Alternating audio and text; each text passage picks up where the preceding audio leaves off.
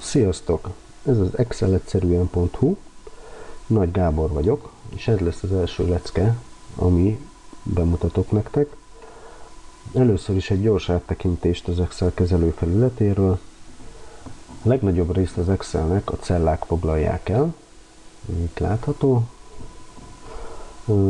Cellákkal dolgozunk tulajdonképpen, ebbe írunk adatokat, ezeknek állítjuk a tulajdonságait, szint, képleteket írunk bele, tehát mindent ezekkel csinálunk a cellákkal, épp ezért ezek nagyon fontosak, és ahhoz, hogy megtaláljunk egy cellát, meg is kell címezni. Ugye írtam arról, hogy mint egy koordinátorrendszer úgy kell elképzelni az Excel cellákat. Van az X tengelyünk, ami itt látható, az X tengelyen betűk vannak. Ezek a betűk határozzák meg az oszlopokat, tehát ez egy oszlop. Ez az A oszlop, B oszlop, C oszlop. Ugye eddig ez elég egyszerű. És van az Y tengely, amin számok vannak, ezek pedig a sorokat határozzák meg. Ez az 1-es sor, 2-es sor, 3-as sor, stb. Ugye, ha egy sort jelölünk ki, akkor a sorban lévő összes cellát kijelöljük, ha pedig egy oszlopot, akkor az oszlopban lévő összes cellát jelöljük ki, mármint hogyha így átvált a nyíl lefelé mutató nyílra, illetve jobbra mutató nyíllal. Többféle állapotot is felvesz a kurzor, mert ezekről is részletesebben fogok beszélni. Viszont ha csak egy cellát jelölünk ki, akkor annak egyértelmű címzése van, ez pedig a bal felső sarokban lévő cellának a címe A1. Lehet is látni, az Excel szépen megjelöli, be van színezve az a cím, ami a cellához tartozik. Ha ezt kijelölöm, akkor első ránézésre lehet látni, hogy ez a J12, tehát János 12 cella. Nyilván ezzel ritkán fogunk találkozni, hogy valaki így hívja a cellákat.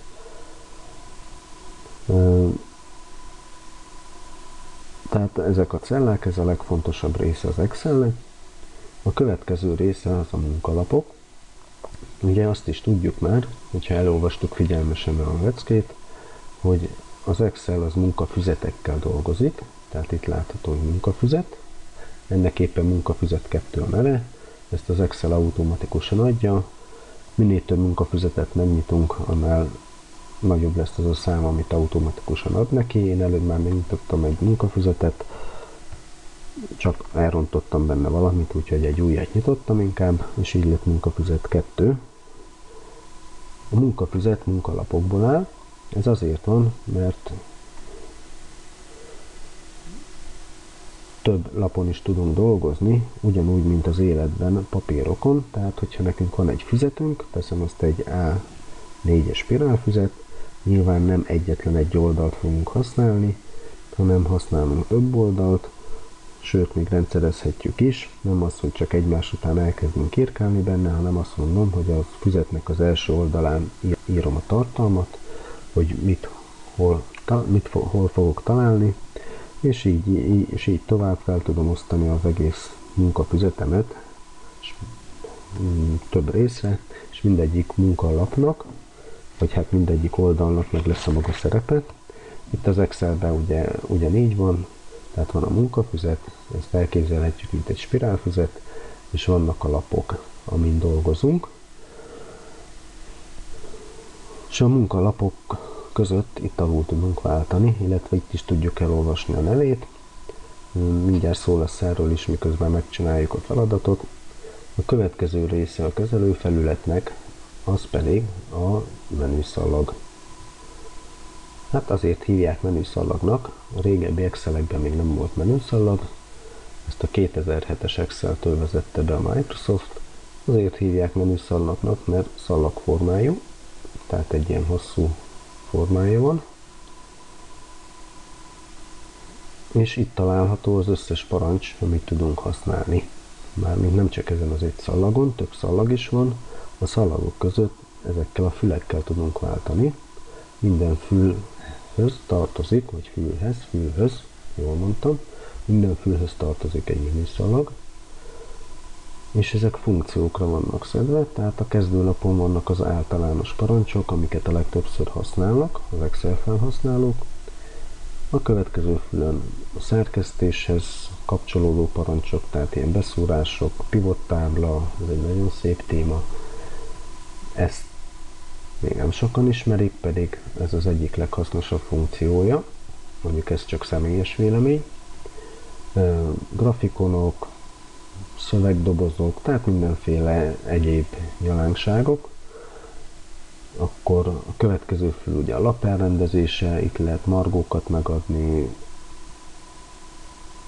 mindenféle egyéb dolgot, rácsvonalak látszódjanak, ne látszódjanak, és így tovább, és itt vannak képletek, adatok, korrektúra, nézet, ezen kívül még lehet még több minden itt, ezt személyre lehet szabni, ezzel majd későbbi lecke folyamán fogunk foglalkozni. A következő fontos része az Excelnek ez az Office gomb. Az Office gombról, az Office gombról annyit kell tudni, hogy az előző kiadású Excelekben még nem voltak menüszallagok, hanem egyszerű menük, amihez egy halandó felhasználó hozzászokott. Ugye ott volt a file menü, az edit vagy szerkesztés menü, stb. És ezt a menüsort törölte el a Microsoft az Excel 2007 bevezetésével, és helyette lettek a menüszallagok, illetve a file menü helyett lett az Office gomb. Ha rákattintunk, ugyanazok jönnek elő, majdnem, mint a file menüben. Ugye új munkalapot tudunk létrehozni, megnyitni egy meglévőt, menteni, más néven elmenteni, nyomtatni, előkészíteni, küldeni e-mailbe, faxon, közzétenni az interneten, illetve bezárni a dokumentumot. És itt van egy nagyon fontos gomb is, az Excel beállításai. Sokat nem fogjuk használni, mert szerintem egy alapfelhasználónak az alapbeállítások elegendőnek kellene lenni, de azért lesz egy-két dolog, amit itt tudunk állítani. És utoljára, de nem utolsó sorban, ugye itt van egy személyre szabható eszköztár, mint a nevében is benne van, ezt személyre tudjuk szabni, tehát a leggyakrabban használt parancsokat ide ki tudjuk rakni. De ezzel is a következő leckék során fogunk foglalkozni.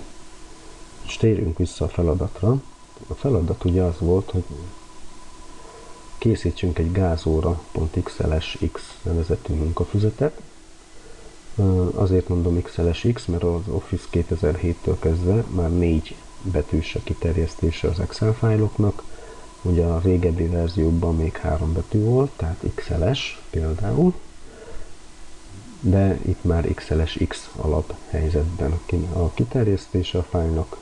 Tehát létre kell hozni egy gázóra.xls-x nevezetű munkafüzetet, és a munkafüzeten belül 3 munkalapot, az egyik a gázóra, ahol majd a gázóra adatait rögzítjük, a másik lapon a villanyóra, a harmadik lapon pedig a vízóra adatait fogjuk rögzíteni.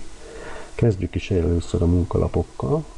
Ugye a munkalapokat át lehet nevezni, lehet hozzáadni, lehet kitörölni belőle. Gyorsan nézzük egy funkciót, például a hozzáadás. Itt látszik egy kis fül, kis csillagocskával, munkalap beszúrása nevezetű súgó elő is jön. Ha rákattintunk, akkor automatikusan hozzá fog adni egy munkalapot, és természetesen munka 4 lesz a neve, illetve munka 5. Jobb egérgombbal rákattintva ki is tudjuk törölni, mert igaz, csak 3 munkalap kell nekünk, és azt is fogjuk használni, tehát kitöröljük. És már előbb láttuk is, ha jobb egérgombbal rákattintok, van egy olyan rész, hogy átnevezés, nevezzük is át, ez legyen gázóra, és enter. Van egy másik módszer átnevezésre, én ezt jobban szeretem, duplán belekattintunk, és ugyanúgy átneveződik majd, hogyha átírjuk, ez legyen villanyóra, azaz, illetve lesz a vízóra. Bocsánat, vízóra, így. A feladatnak az 1/3-ával készen is vagyunk, nagyszerű, gratulálhatunk magunknak. A következő része a dolognak, hogy az A1-es, B1-es és C1-es cellába adatokat vigyünk. Ugye az A1-be mondtuk, hogy dátum, a B1-be a gázóra száma, a C1-be pedig a gázóra állása. Ez még változhat a későbbiek során, egyelőre kiindulásnak ez jó lesz. Adatokat hogy is tudunk bevinni? Erre is többféle módszer létezik, 3-félét is fogok most mondani. Az egyik, a legegyszerűbb, egy teljesen üres cellánál így lehet elvégezni, hogy egyszerűen csak kijelöljük a cellát, bármelyik cellát, amelyikbe adatot szeretnénk vinni, és a billentyűzetről elkezdjük beírni. Ugye azt mondtuk, A1-be kerüljön, hogy dátum, elkezdem beírni, hogy dátum. Nagyszerű, nyomok egy Entert, egyet leugrott a cella kijelölő. A B1-be mondtam, hogy írjuk be, hogy gázóra száma. Gázóra száma, azaz, megint egy Enter. Most jelöljük ki a C1-et, ide pedig írjuk be, hogy gázóra állása. Gázóra állása. Hoppá, ezt elrontottam. Hát akkor hogy is javítsuk ki. Ismét kijelöljük egérrel C1-et, és beírjuk, hogy gázóra állása. Gázóra állása. Hoppá, ezt megint elrontottam, akkor megint kijelölöm. De most nem elkezdjük beírni, mert akkor kitörlődik az egész, mint előbb láttuk, hanem egyszerűen csak dupla kattintással belemegyek, így, és már is ki tudom javítani. Így, gázóra állása, na hát ez se jó, akkor jön a következő. Nyomok egy F2-t, tehát az F2 funkció billentyűt lenyomom, és ugyanúgy belekerül a cellába a kurzor, és már is tudjuk szerkeszteni. És egy Enter, és már is jó lett.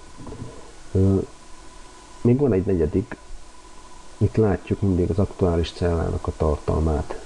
Ez is nagyon fontos, mert nem biztos, hogy mindig az van a cella tartalomba, tehát itt, hogyha ebbe belekattintok, ugyanúgy bele fog menni a kurzor, és ugyanúgy tudom szerkeszteni. Lehet, hogy egy teljesen más szöveget fogok itt látni, mint itt ebben. Ezt majd később megmagyarázom, egyelőre nem lényeg. Tehát beírtuk az első feladatnak a második részét, hogy a fejlécbe bekerült a dátum, gázóra száma, gázóra állása. Látjuk, hogy nem tökéletesen olvasható, ezért az oszlopnak a szélességén változtatni kell. Előbb beszéltem ugye a egér kurzorról, hogy más alakot vesz fel. Itt jól látható, ha ki akarok jelölni egy oszlopot, akkor lefelé nyíl. Ha viszont a kettő oszlop közé kattintok, vagy hát helyezem az egérmutatót, akkor kétfelé mutató nyíl lesz, és ez azt jelenti, hogy itt tudom állítani az oszlopnak a szélességét. Hoppá, így. És láss csodát, tudtam is állítani. És ugyanígy beállítjuk a gázóra száma és gázóra állása. Ugye most az a baj, hogy sokkal szélesebb az oszlop, mint kellene, akkor nem ezt kell csinálni, hogy szépen beállítgatom, hanem van egy sokkal egyszerűbb módszer, amikor felveszi ezt az alakot az egér kurzor, akkor duplán kattintok. Hoppá, és automatikusan arra a szélességre áll, amiben olvasható még az adat. Ismét, itt is dupla kattintás, és ismét látszódik. Itt megint, és tökéletes, tehát látszódik, hogy automatikusan a legszélesebb részre állította az oszlopot. Hogyha én írkálok be ide egy sokkal hosszabb szöveget, és ismét kettőt rákattintok, akkor mindig a leghosszabb tartalomhoz fogja állítani az oszlop szélességét. Ezt kitöröljük, most már ez lett a leghosszabb tartalom, és odaállítja az oszlop szélességét. Ugye ez azért fontos, hogy megfelelően tudjuk formázni a táblázatot. Nyilván, hogyha készítünk állásinterjú, vagy főnökségnek, teljesen mindegy, magunknak, otthon, feleségnek, férjnek egy Excel táblát, amit mutogatni szeretnénk, akkor nem mindegy, hogy milyen formátumban van ez megszerkesztve, mennyire olvasható, mennyire adja el magát maga a táblázat vagy riport, amit készítünk. Jó, ez a gázórának a lapja. Most, hogy gyors legyen a dolog, ezt egy Ctrl-C-vel vágólapra felmásoljuk, és a villanyóra fülre, ugyanúgy az A1-es cellát kijelölve, Ctrl-V-vel bemásoljuk a tartalmat. Itt ismét igazítjuk méretre az oszlopokat, és a vízóránál ugyanezt csináljuk.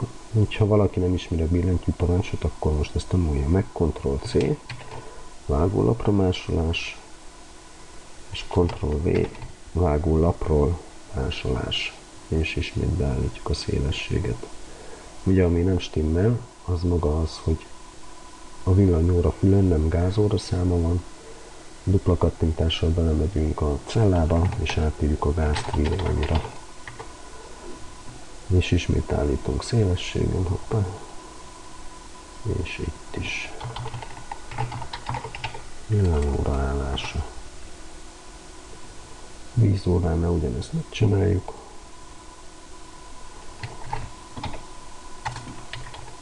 És a gázóránál is, vagyis a óraállásnál is víz. Azt hiszem, a feladattal nagyjából kész vagyunk, már csak a munkafüzet elnevezése marad. A munkafüzet elnevezése az pedig úgy történik, hogy elmentjük a fájlt egy adott néven, és onnantól kezdve az lesz a neve. Ez pedig az Office gombnál lehetséges, rákattintunk mentés másként, itt még nem kell ezekkel törődni, tehát alapból csak a mentés máskéntre kattintunk. Feljön nekünk ugye a szokásos ablak, ilyen fájlkezelő ablak. Itt kiválasszuk, hogy melyik könyvtárba akarunk menteni. Nekem van itt egy olyan, vagyis még nincs, hozzá létrehozok egy új könyvtárat, ez egy new folderről, és beírom, hogy Excel Tutorials, és ebbe fogom elmenteni, és itt megadom, hogy milyen néven, természetesen gázóra, ez volt a feladat, és mentés. Innentől kezdve megnézzük, itt van gázóra a neve, és mindenféle beállítás miatt nem látszódik, hogy XLSX, de ezt higgyük el, hogy ez gázóra.xlsx. Tehát az első feladattal elkészültünk. Köszönöm a türelmet, nem sokára jelentkezek a következő feladattal.